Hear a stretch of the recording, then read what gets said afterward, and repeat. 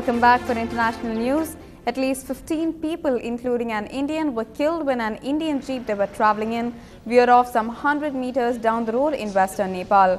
The police have confirmed that the victims included 14 Nepalis and 1 Indian. 9 women, 2 men and 4 children were killed when the jeep fell down the road on a slope of Palpa district.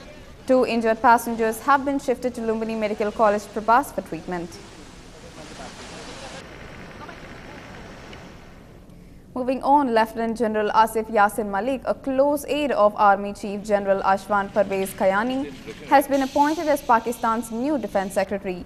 He replaces top bureaucrat Narji Sethi, who was given additional charge as Defence Secretary in January after former Premier Yusuf Raza Gilani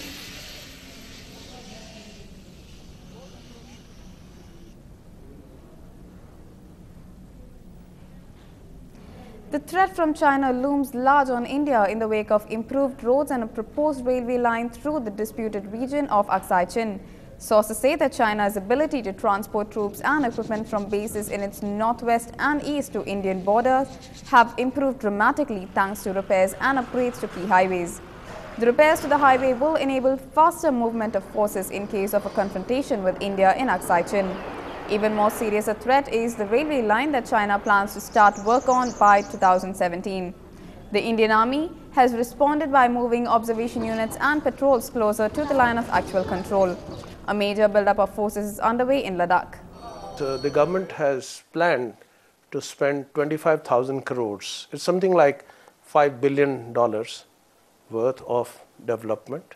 So which mainly will be airports, railway connectivity, 4-lane highway, Trans-Arunachal highway, connectivity with the various districts and remote administrative centers right up to the borders. Since both are nuclear weapon states, there is very less likelihood of a conflict. Does that mean that both sides should withdraw their forces? Since the nationalism is rising, since a lot of developments in favor of China had happened on the other side in terms of infrastructure projects, I think India is going ahead with the 60,000 additional troop deployments as well as 3 air bases. पहले तो एक briquette से चल रहा था, अभी तो 3-4 briquette यहाँ पे गाँव में डिस्ट्रिक्ट में आके तो यहाँ पूरा अच्छे से सुरक्षित कर रहा है, तो इसलिए तो हम लोग ज़्यादा डर नहीं लगता है इसके लिए। तो ये लोग तो सुरक्षा करना और हम लोग डर का मिटाने वाला तो ये लोग है, सिपाही लोग है, तो सिपाही तो यहाँ पे गाँव में डिस्ट्रिक्ट में और बॉर्डर में दुनिया भर के फैला दिया। Much awaited news from London. India's campaign in the Olympics failed to sputter to life on day 1 as the mixed doubles duo of Vidiju and Jwala Gutta lost their opening group game in badminton. The men's archery team was eliminated at the pre-quarter final stage itself. All eyes will next be on the women's team led by world number 1 Deepika Kumari, which will compete in the eliminator tomorrow against Denmark. The women's team was ranked 9th after preliminary round yesterday.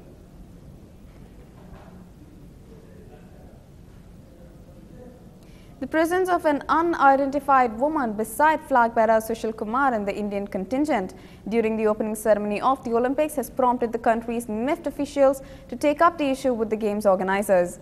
A young lady in red shirt was seen leading the Indians alongside Beijing Games bronze medal winner Sushil Kumar. And her unwanted presence has not gone down well with the Indians, who had no clue as to who she was.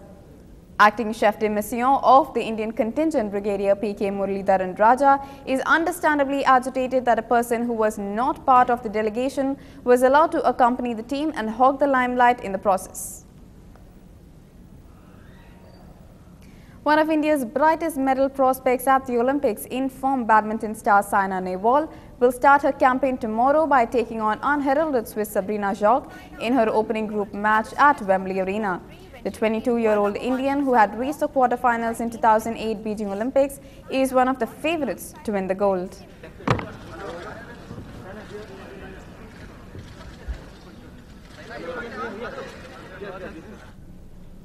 And that brings us to the end of this bulletin. Stay tuned to NDTV Hindu for more news and updates. Have a good night.